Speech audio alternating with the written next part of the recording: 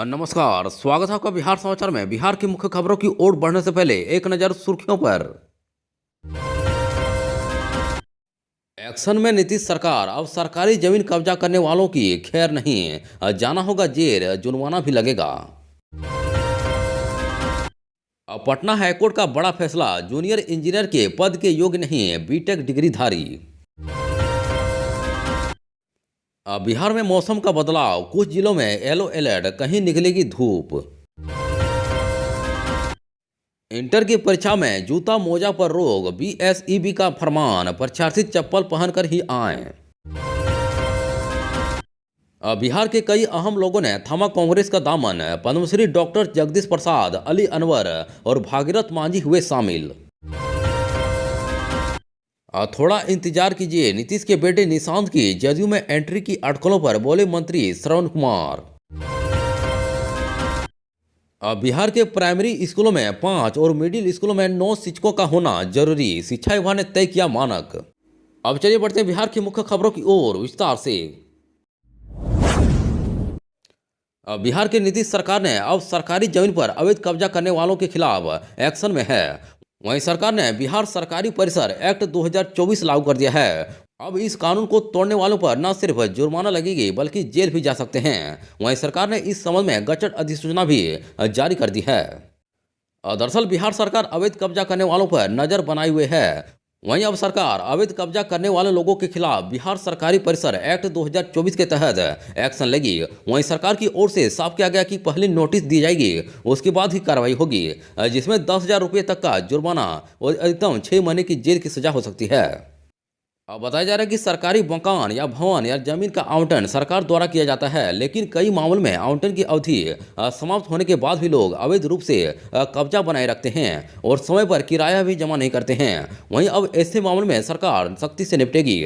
अगर किसी सरकारी परिसर या जमीन पर अवैध कब्जे की सूचना मिलती है तो संबंधित विभाग पहले कब्जाधारी को नोटिस जारी करेगा और जवाब तलब करेगा और उसे निर्धारित समय के भीतर आवास या जमीन खाली करने का निर्देश भी दिया जाएगा।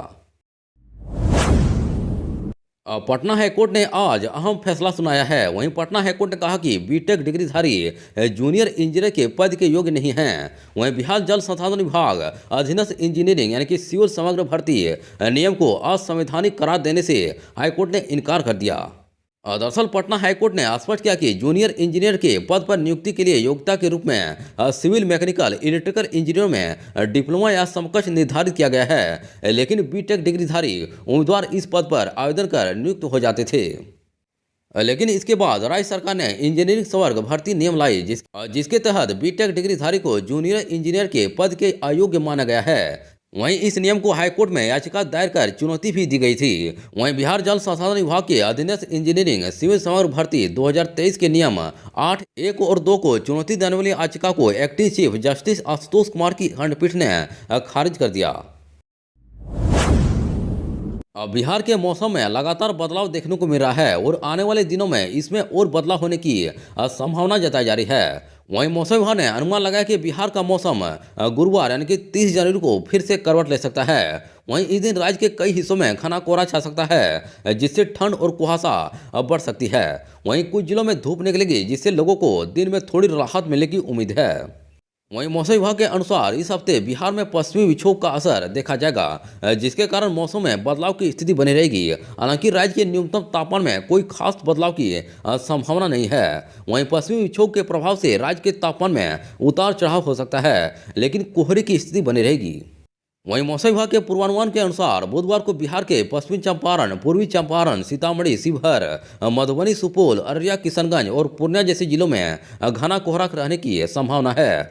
वहीं इन जिलों में सुबह के समय हिमालय के तरारी वाले इलाकों में घना कोहरा रहने की संभावना है, जबकि अन्य क्षेत्रों में हल्की से मध्यम स्तर के कुहासे का पूर्वानुमान है।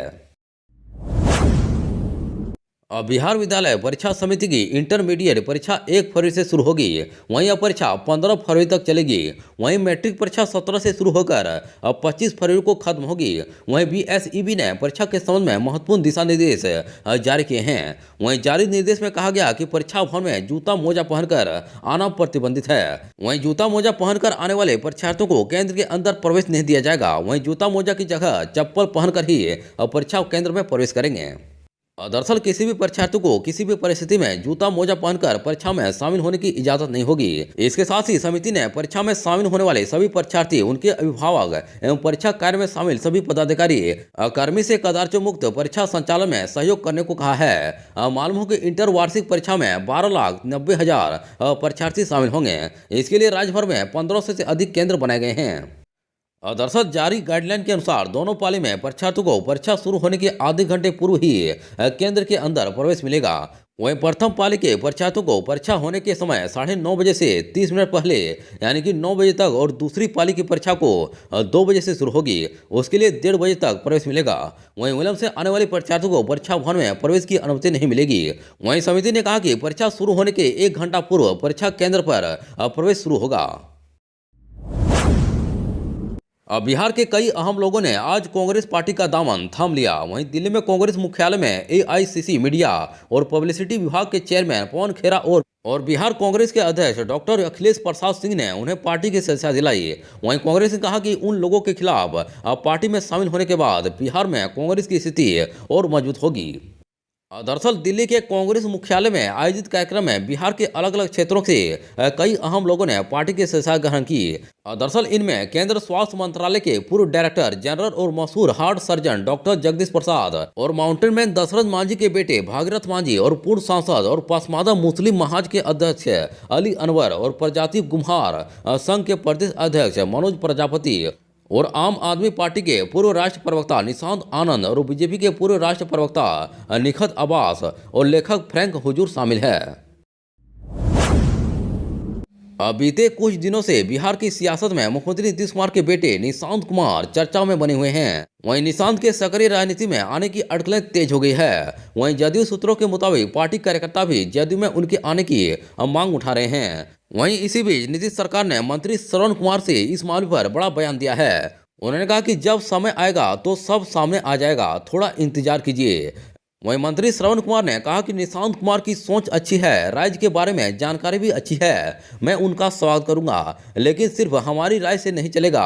उन्होंने कहा कि नीतीश कुमार हमेशा बिहार की राजनीति में चर्चा में बने रहते हैं, कभी बेटे को लेकर, कभी अपने काम को लेकर। जब समय आएगा तो सब कुछ दिखने लगेगा, थोड़ा इंतजार कीजिए, धैर्य रखिए। वहीं निशांत कुमार के जदयू में शामिल होने के सवाल पर श्रवण कुमार ने कहा कि अपनी अपनी सोच का सवाल है कि दरअसल किसी की सोच राजनीति में आने की है समाज की सेवा की, तो उसे कौन रोक सकता है। वहीं समाज सेवा तो दुनिया में हर कोई करना चाहता है। वहीं निशांत कुमार की सोच अच्छी है, राज्य के बारे में जानकारी भी है। दरअसल अभी तो उन्होंने अपने पिता के लिए जनता से वोट देने की अपील की है, क्योंकि बिहार में मुख्यमंत्री नीतीश कुमार ने सभी जाति धर्म वर्गों के लिए काम किया है। बिहार में शिक्षा विभाग ने मानक तय किया है कि प्राथमिक विद्यालयों में प्रधान शिक्षक समेत कम से कम 5 शिक्षक होंगे। वहीं कक्षा 1 से 8 तक के विद्यालयों में प्रधानाध्यापक समेत न्यूनतम 9 शिक्षक होंगे। दरअसल इसी मानक के अनुरूप विद्यालय वार शिक्षकों के स्वीकृति बल और आवश्यक शिक्षकों की रिपोर्ट इस शिक्षा कोष पोर्टल पर 31 जनवरी तक अपलोड करने का निर्देश शिक्षा विभाग ने सभी जिला शिक्षा पदाधिकारी को दिया है। वहीं विभाग के प्राथमिक शिक्षा निदेशक ने जिलों में लिखे पत्र में कहा कि प्रत्येक शिक्षक के लिए कम से कम 1 वर्ग कक्ष होना चाहिए। वहीं शिक्षकों का वास्तविक आकलन विद्यालय में कमरों की उपलब्धता के आधार पर किया जाएगा। दरअसल विभाग ने कहा कि कक्षा 1 से 5 तक के विद्यालयों में विद्यार्थियों की संख्या 1 से 120 तक रहेगी, तो वहां 5 शिक्षक रहेंगे। वहीं 121 से 150 की संख्या होने पर 6 शिक्षक रहेंगे और 150 से अधिक प्रत्येक 40 विद्यार्थियों पर 1 शिक्षक बढ़ेंगे। वहीं इसी प्रकार 6 से 8 के लिए 1 से 105 विद्यार्थियों पर विज्ञान एवं गणित के 1 और सामाजिक अध्ययन के 1 तथा हिंदी और अंग्रेजी के 1 शिक्षक होंगे। इसके अलावा आवश्यकतानुसार उर्दू और संस्कृत शिक्षा का प्रावधान किया जा सकता है। वहीं 105 से अधिक प्रत्येक 35 विद्यार्थियों पर 1 शिक्षक होंगे। बिहार में पिछले कुछ दिनों से यातायात को लेकर काफी बदलाव देखने को मिल रहा है। ऐसे में यातायात व्यवस्था को सुचारू बनाने के परिवहन विभाग ने महत्वपूर्ण फैसला लिया है। वहीं अब ट्रैफिक पुलिस भी गाड़ियों के पेपर की जांच कर सकेंगे। इससे अब लोगों को घर से निकलने से पहले लोगों को काफी सतर्क रहना होगा। दरअसल ट्रैफिक पुलिस कर्मियों को वाहनों के सभी तरह के दस्तावेज के साथ इनके परमिट की जांच का अधिकार मिल गया है। वहीं अब बगैर वैध कागजात के गाड़ियों का परिचालन मुश्किल होगा। वहीं ट्रैफिक पुलिस की जांच में पकड़े जाने पर कार्रवाई भी की जाएगी। वहीं खासतौर से परमिट की जांच का अधिकारी मिलने का सबसे ज्यादा फायदा शहरों में चलने वाली यात्रियों को ढोने वाली वाहन, ऑटो और हाईवे पर यात्रियों को ढोने वाले बस समेत अन्य बड़े वाहनों की जांच पर समुचित कार्रवाई करने में होगा। अब मालूम हो कि पहले ट्रैफिक पुलिस के पास यह अधिकार नहीं था। ऐसे में गाड़ी मालिक और ड्राइवर इसका गलत फायदा उठाते थे और फेल परमिट पर गाड़ी चलाने से नहीं डरते थे। वहीं राज्य सरकार के स्तर से ट्रैफिक पुलिस को यह विशेष अधिकार सौंपने से संबंधित आदेश जारी कर दिए गए हैं। वहीं अब से पहले तक सिर्फ परिवहन विभाग के अधिकारियों के पास वाहनों की परमिट समेत अन्य कागजात जांचने का अधिकार था। वहीं बिना परमिट वाले वाहनों पर कार्रवाई करने का अधिकार भी मोटर यान निरीक्षक समेत अन्य पदाधिकारी के पास ही हुआ करता था।